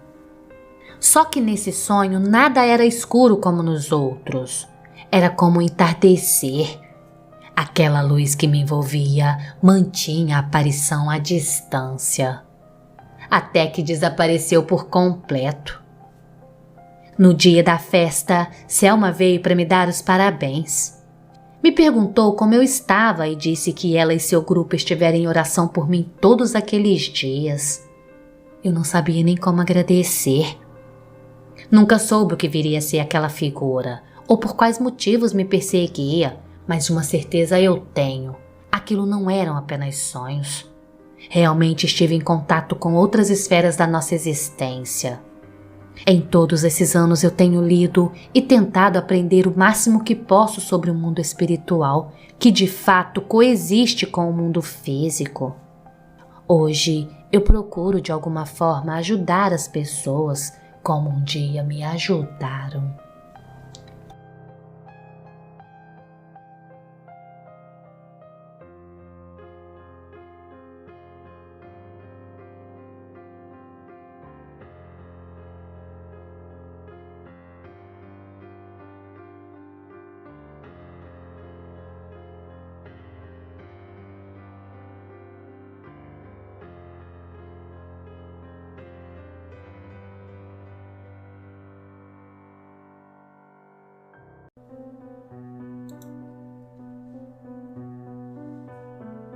Dizem que coração de mãe não se engana. Todos nós em algum momento da vida já ouvimos essa frase, não é mesmo? Ela é muito usada por nossas mães quando querem chamar nossa atenção para algo que as preocupe ou desagrade. Em muitas situações, as intuições delas não costumam errar. Não dar ouvidos pode acarretar grandes sofrimentos. Escutem só o relato do Alexandre. Olá, meu nome é Alexandre e estou com 41 anos. Atualmente, minha família é constituída apenas por meu pai e por mim. Porém, durante minha infância e juventude também, haviam as presenças da minha mãe, Dona Úrsula, e Alisson, meu irmão de 2 anos mais velho. A conexão entre ela e meu irmão era algo impressionante. Se ele tivesse um resfriado, ela também estaria. Se algo o estivesse incomodando, minha mãe logo perdia o sono. Quando ele estava feliz, ela ria e brincava. É óbvio que ela nunca me desmereceu ou me deixou de lado. Minha mãe sempre foi um exemplo de pessoa, sendo adorada por todos com quem convivia. Mas mesmo assim, confesso que em algumas ocasiões eu me sentia meio de lado, sabe? Ciúme bobo de irmão, nada além disso. Meu irmão era uma pessoa muito do bem, no sentido mais literal da palavra. Brincalhão, festeiro, adorava futebol, motociclismo e cinema. Desde criança, seu sonho era ter uma moto. Era vidrado. No quarto que dividíamos, a parte dele era repleta de pôsteres de motocicleta. Já a minha era dividida entre bandas de rock e musas da TV daquela época. Como todos os irmãos, de vez em quando nos estranhávamos, até mesmo chegando a sair no soco algumas vezes. Lá ia nossa mãe então nos colocar de castigo. Menos de 10 minutos depois, já estávamos rindo um do outro como se nada tivesse acontecido. Aquela era a nossa rotina. Minha mãe costumava contar que durante a gestação de Alisson, quando estava com pouco mais de 7 meses, ela teria acordado no meio da noite e visto uma borboleta branca voando sobre sua barriga, mesmo sabendo que aquilo era impossível aquelas horas. O fato é que os dois eram realmente muito ligados. Me lembro de uma vez em que meu irmão subiu numa árvore do nosso terreno atrás de uma pipa. Sem que ninguém avisasse, minha mãe surgiu do nada dizendo para que ele descesse. Ele relutou, falou que não tinha perigo, mas mal havia acabado de falar aquilo, o galho em que estava se partiu e ele despencou. Com a queda acabou quebrando o braço. Minha mãe nervosa dizia: Eu sabia, algo estava me dizendo que isso ia acontecer. Quando ele fez 16 anos, um primo nosso e outros amigos cismaram de fazer uma viagem para a praia com o carro do pai de um deles. O rapaz que ia dirigir era habilitado, mas aquela seria sua primeira viagem. Nesse dia, minha mãe e meu irmão discutiram muito. Ela não concordava que ele fosse. Dizia ter o mau pressentimento de que algo errado aconteceria. Meu irmão irritado insistiu. É sempre assim, mamãe. Sempre que eu tenho a chance de me divertir, a senhora vem com esse papo. A discussão prosseguiu até que meu pai chegou do trabalho e encerrou o assunto. Já chega, Alisson. Não vai pronto. Meu irmão se trancou no quarto furioso. Foi obrigado a ver seus amigos irem sem ele. No início da noite, recebemos a notícia de um terrível acidente. O carro deles capotou na estrada, faltando pouco para chegar à praia. Nosso primo fraturou o braço e 2 costelas. O rapaz que dirigia sofreu traumatismo craniano e ficou um bom tempo hospitalizado. Meu irmão, depois disso, passou a repensar as coisas que ela dizia. Aquelas premonições continuaram. Todas as vezes que ela sentia algo assim, meu irmão deixava de fazer o que queria. Mas quando ela se opôs à vontade dele de comprar uma moto, não teve jeito. Ele estava com 24 anos, trabalhava numa empresa que prestava serviços ao Estado, passou num concurso público com apenas 21 anos. Me lembro do dia que ele saiu de casa para realizar o sonho. Ele parecia uma criança de tão animado. Porém, logo que virou as costas, minha mãe começou. Não gosto dessa ideia do Alisson, não. Moto é uma coisa muito perigosa. Eu tô com medo. Úrsula, ele é adulto, responsável, comentou meu pai. Eu também me preocupo, mas agora ele faz o que quer, paciência. Foi assim por cerca de 1 ano e meio. Todas as vezes que meu irmão saía de casa, o semblante de minha mãe se alterava. Ela ficava dizendo que tinha maus pressentimentos com a moto e o quanto aquilo a estava preocupando. Ficava acordada a madrugada inteira, só indo dormir quando ouvia o som da moto parando no portão. Eu nunca fui muito de sair. Dessa forma, fazia companhia para ela na sala às vezes, assistindo TV ou só conversando baixinho para não incomodar nosso pai. Até que num determinado fim de semana, minha mãe levantou muito estranha. Fui para a cozinha, onde sentou-se atônita, com um olhar perdido. Ei, mamãe, tudo bem? Eu perguntei. Não sei, filho, ela me respondeu. Acordei essa noite várias vezes, estou com peso no peito. Ah, mamãe, não se preocupe, daqui a pouco isso passa. Quando foi por volta de 1h, meu irmão passou pela sala já trazendo o capacete na mão. Vou dar um pulo no shopping, mãe, ele avisou. Se eu demorar, não se preocupe. Ela se levantou rapidamente e foi até ele. Não vá de moto hoje não, filho. Só hoje. Pede seu pai para te dar uma carona. Meu irmão sorriu. Lá vem a senhora, né, dona Úrsula? Se eu comprei a moto foi para usar, mãe. Não precisa esquentar com isso. Em meia hora eu chego lá. Prometo que te ligo dizendo que cheguei vivo. Minha mãe parecia cada vez mais nervosa. Eu sei, Alisson, mas por favor, só hoje, me escuta. Só que meu irmão não escutou. Naquela discussão, ela era voto vencido. Mas então, minha mãe fez algo que até então era inédito para nós. Então você me dá uma carona até o mercado? Quero comprar umas coisas para o almoço de manhã, pode ser? Alisson riu. Percebeu que, na verdade, ela só queria estar junto dele, mesmo que por 1/3 do caminho apenas. Tá bom, mamãe. Vou pegar um capacete para a senhora, tá? Mas na volta chame um táxi. Vê se não vai voltar carregando peso. Enquanto ele ia buscar o capacete para ela, eu vi que minha mãe parecia ainda mais nervosa. Ficava esfregando as mãos pelos braços e olhava para todo lado, respirando ruidosamente. Quando meu irmão voltou, entregou o capacete para ela e montaram na moto. Em frente do portão, minha mãe me chamou. Deus abençoe, meu filho. Até logo e vê se cuida, hein? Como assim? Eu estava em casa, por que eu deveria me cuidar? Mesmo assim, eu respondi. Tudo bem, mamãe. A senhora também.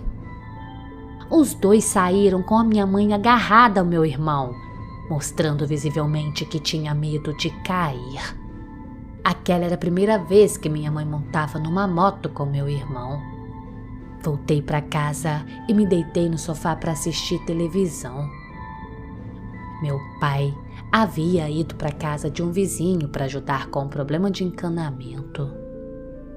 Quase 1 hora depois, eu fui arrancado do meu cochilo pelo toque do telefone. Atendi e ouvi a voz de Eduardo, um amigo ali do bairro. Xandão, é o Edu, cara. Me desculpe por isso, mas eu tenho que te dar um aviso. Ao ouvir aquilo, eu já fiquei nervoso. Qual é, Edu? Fala logo. Eu nunca vou esquecer o que ele disse. Parceiro, eu tô aqui na Avenida das Nações. Teve um acidente. É a moto do seu irmão, cara. Como assim, Edu? Tem certeza? Ele gaguejava. Tava tão nervoso quanto eu. Tenho sim. Reconheci o adesivo da caveira na moto. Acho melhor você vir pra cá, é sério. Quando percebi, estava gritando. Edu, por favor! Minha mãe tava com ele, cara! Meu desespero chegou ao máximo quando meu amigo começou a chorar, dizendo: Por favor, Alexandre, vem pra cá, irmão. Ele então desligou. Corri logo para a casa do vizinho e chamei o meu pai. Fomos de carro até lá. A cena está registrada na minha mente como uma fotografia, Luísa. No asfalto estavam minha mãe e meu irmão caídos. Ela de lado com o braço contorcido e ele um pouco à frente, de bruços. Segundo contaram, meu irmão tentou uma ultrapassagem, mas acabou colidindo de frente com um carro que vinha na direção contrária. Ambos morreram instantaneamente. Meu pai, em total desespero, agarrava o corpo da minha mãe e o sacudia. Precisou que 2 policiais os segurassem. Eu fiquei estático. Com as mãos na cabeça, eu olhava para aquilo sem acreditar no que via. Mesmo hoje, após tanto tempo, sempre que acordo pela manhã, aquela cena é a primeira que me vem à mente. Ela está tatuada em mim, no meu subconsciente. Meu pai nunca mais foi o mesmo homem. Como não sou casado, vivo com ele até hoje, mas vejo um semblante muito diferente do que um dia foi. Por várias vezes ele relembra dos momentos em que minha mãe dizia não concordar que Alisson comprasse aquela moto e de como ela vivia aflita depois que ele comprou. De uma coisa eu tenho certeza. Ela sabia o que ia acontecer naquele dia. Na verdade, ela soube desde que ele havia comprado aquela moto. Acredito que no último momento ela quis estar com ele para talvez de alguma forma protegê-lo. Infelizmente acabaram partindo juntos, deixando meu pai e eu, que mesmo juntos estamos muito sozinhos. Sei que lá de cima estão olhando por nós de algum lugar. Eu posso sentir isso às vezes. Meu pai já tem certa idade e sofre do coração. Sei que no futuro próximo eu estarei sozinho de vez. Só não sei como vou enfrentar isso. Obrigado por ouvirem meu relato. Tenham todos uma boa tarde.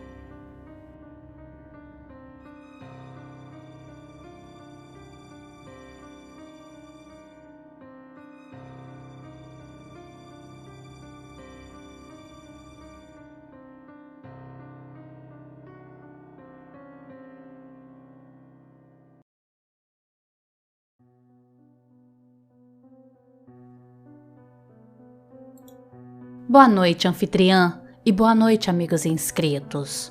Me chamo Arlete. Já venho acompanhando esse canal há alguns meses e na última semana ouvi um relato muito interessante que falava sobre a intervenção espiritual de um pai na vida de 2 jovens, isso para impedi-los de cometer um crime. Essa narrativa, em especial, me fez tomar coragem de contar para vocês um caso ocorrido na minha própria família. Meus pais vieram de Minas Gerais para o interior do Paraná quando eu ainda estava com 5 anos, atraídos pelas histórias de boas lavouras e povo hospitaleiro. Essas notícias não eram falsas. Com o dinheiro conseguido pela venda de nossas posses em Minas, meu pai conseguiu comprar um lote de terras não muito grande, mas muito próspero. Acostumados à lida, ele fez a lavoura prosperar e nossas criações também seguiam firmes. Vizinha às nossas terras vivia uma família cujo sobrenome era Gonçalves. O patriarca dele, seu Beraldino, era um homem bom, muito correto. A propriedade deles era imensa, com plantações diversas. Não demorou muito para que seu Beraldino e meu pai se tornassem amigos. Com frequência visitavam-se um ao outro para conversar e descontrair. Por influência do amigo, meu pai se tornou até mesmo adepto de chimarrão. Tudo ia muito bem, até que meu pai passou a sentir dores de estômago muito fortes. Turrão, como só ele sabia ser, só aceitou visitar um médico depois do problema se tornar tão intenso que o impedia até mesmo de trabalhar. Depois de alguns exames, um câncer foi diagnosticado. Os tratamentos começaram, mas nós vimos que talvez os cuidados existentes ali na nossa cidade não fossem suficientes diante da gravidade do problema dele. Foi então que seu Beraldino veio em nosso auxílio. Emprestou o dinheiro necessário para a viagem, também para os remédios e nossa permanência lá em Curitiba. Eu estava com 11 anos naquela época e me lembro dele falando para minha mãe: "Fica tranquila, dona Irene, o Simval é meu amigo, vocês pagam quando puderem." Até hoje, Luísa, eu carrego comigo essa que para mim foi uma das maiores demonstrações de amizade já vistas. Graças à ajuda de seu Beraldino, meu pai pôde viajar até Curitiba para fazer o tratamento. Porém, o diagnóstico não foi o que esperávamos. Muito provavelmente meu pai já estava com aquele problema incomodando há tempos, mas nada dizia, já que a doença estava se espalhando, chegando até mesmo a atingir outros órgãos. Nós já sabíamos qual seria o fim daquela situação. Naqueles tempos, o câncer era uma sentença de morte. Mesmo doente, meu pai não abria mão de seus compromissos. Meus irmãos passaram a tocar a lavoura, enquanto minha mãe e eu lidávamos na casa e fazíamos pães para venda. Dessa forma começamos a pagar o empréstimo de seu Beraldino em pequenas parcelas. Sempre que visitava meu pai, ele dizia: "Não tô aqui por dinheiro, você sabe disso, né? Vim pelo mate e pela prosa." Meu pai faleceu infelizmente alguns meses depois. No velório, seu Beraldino tocou-lhe a mão no caixão, fechou os olhos e saiu. Assim como meu pai não era um homem de chorar, porém a gente via tristeza nítida no rosto dele. Meu pai sempre dizia que não queria morrer em dívidas com um amigo. Depois de sua morte, minha mãe decidiu vender o sítio. Com o dinheiro da venda, poderíamos comprar uma casinha na cidade e pagar o que faltava para seu Beraldino. Mas com a ausência do meu pai, meu irmão Alcino assumiu todos os trabalhos. Só que ele não era, como posso te dizer, o melhor dos gestores. Nos fins de semana se mandava para a cidade, onde gastava o que podia nos bares, bem como nos bordéis e mesas de jogos. Também passou a beber e negligenciar o serviço da lavoura, que só não se perdia totalmente graças a Altivo e a Ari, meus 2 irmãos mais novos. Acabamos tendo que vender nosso sítio por um preço muito inferior, já que o pomar todo se perdera. Já vivendo na cidade, minha mãe entregou para Alcino o dinheiro que era para quitar a dívida com seu Beraldino. Apesar do protesto de Altivo e Ari, ela se deixou levar pela conversa dele e entregou todo aquele valor. Eu nem preciso dizer que esse dinheiro nunca chegou às mãos dos Gonçalves. Alcino torrou tudo em bagunças. Descobrimos que estava pensando em ir viver com uma mulher a qual já estava mantendo. Minha mãe não se coube de desgosto. Chorou dizendo para ele inconsolada: Alcino, meu filho, por que é que você fez isso? Seu pai morreu pedindo que essa dívida fosse paga. Pare com isso, mãe. Seu Beraldino mesmo nem queria que pagasse. Ele mesmo falou. E ele tem dinheiro sobrando, sempre dizia o meu irmão. Quando o bebê era ainda pior. Chegou a puxar até mesmo uma faca para Altivo, numa discussão por esse motivo. Acabou indo mesmo viver com a tal mulher. Em casa, nós continuávamos com os pães para venda e eu também tive que começar a trabalhar como doméstica. Meus 2 irmãos arranjaram emprego nas indústrias Matarazzo, o maior conglomerado industrial do Brasil naqueles tempos. O plano de todos era um só: juntar o dinheiro para pagar a dívida. Mas a vida do meu irmão passou a não ir tão bem. Não demorou nem um ano e a tal mulher o expulsou de casa, alegando que ele estava louco, pois acordava gritando no meio da noite pedindo perdão pro pai. Ele então resolveu voltar a viver com a gente. Agora meu irmão havia se transformado num alcoólatra. Não era nem a sombra do rapaz bonito e forte que fora um dia. Por vezes o ouvíamos no meio da noite dizendo: Me perdoa, meu pai. Pelo amor de Deus, me perdoa. Em outras vezes, abria a porta e corria para a rua. Nós o encontrávamos no dia seguinte nos degraus da igreja, ou então em frente ao portão do cemitério, onde nosso pai havia sido sepultado. Ele não conseguia parar em emprego nenhum, pois as noites em claro o prejudicava. Sendo assim, permanecia em nossa casa, sentado no quintal, cabisbaixo e falando sozinho. Quando conseguimos finalmente reunir todo o dinheiro para saldar a conta, ele exigiu em ir pagar pessoalmente. Só que dessa vez, minha mãe e meu irmão Ari o acompanharam. No caminho até lá, ele insistia em dizer que via a imagem do nosso pai. Falava que ele ficava olhando para ele com olhos de tristeza e vergonha, e aquilo o estava consumindo. Seu Beraldino não quis receber o dinheiro. Aquilo desesperou meu irmão, que chegou até mesmo a chorar, implorando.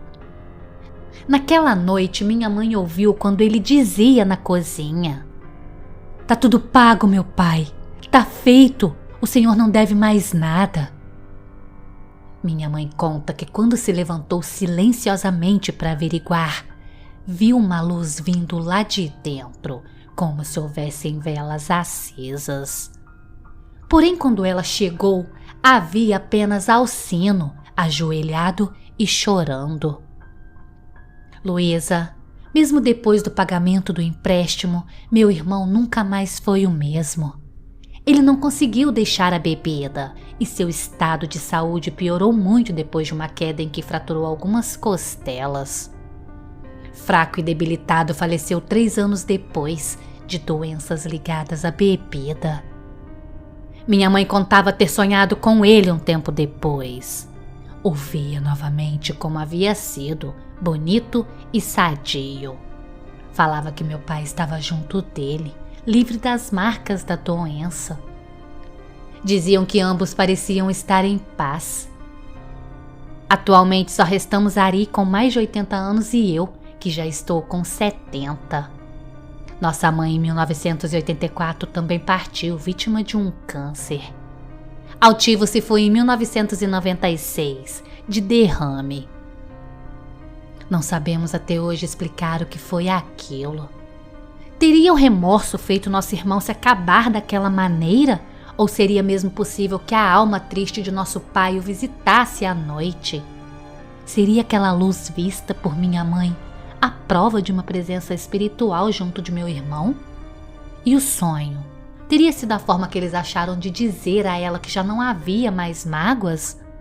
Talvez daqui a um tempo, quando eu também estiver do outro lado, eles mesmos possam me responder.